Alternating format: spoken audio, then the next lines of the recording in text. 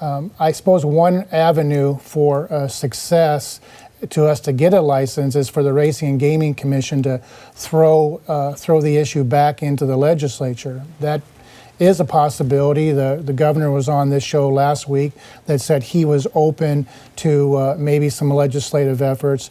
But really, I think the role and responsibility is still within the Racing and Gaming Commission, and I actually think that they should reconsider our application and take our application another look. Why do you think that they would reconsider it? On what basis?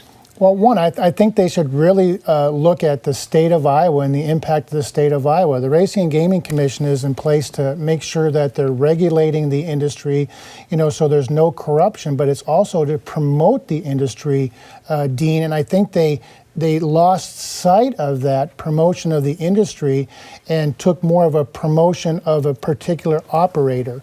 And gambling revenues have become stagnant. They've declined in some of the casinos, and it really needs some shot in the arm. And that's why I think our urban casino would have been that shot in the arm that the Racing and Gaming Commission. But the governor also did open the door last week for the possibility of a smoke-free casino, which would be a completely different product that isn't offered right now in the state of Iowa.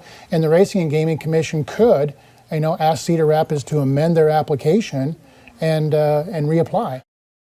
We think our opportunity is to continue to partner with Polk County. You wouldn't want to see the legislature loosening the protection that the Racing and Gaming Commission is putting on existing casinos then. Is that right? Well, to be honest with you, I'm not a huge proponent of gambling. I think that certainly cities and counties need revenue sources, and we need to look at a bunch of alternatives because local government, as Mayor Corbett pointed out, we had some issues around commercial property taxes, and any reduction in a revenue stream puts a huge pressure on our budget and how we balance it. So but we're looking at it. Des Moines is getting a lot of national recognition for the redevelopment that it's done, the projects that it has been able to complete.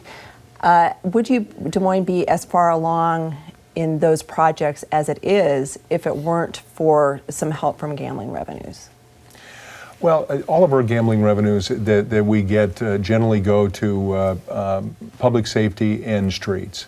And so we focus on those, and it's $5-6 million a year. So it's very helpful. But when you have a $600 million budget or $550-600 million, it's just a little piece of it. But we focus those revenues for specific purpose in partnership with the county, and we've appreciated that, and we'll continue to support that partnership.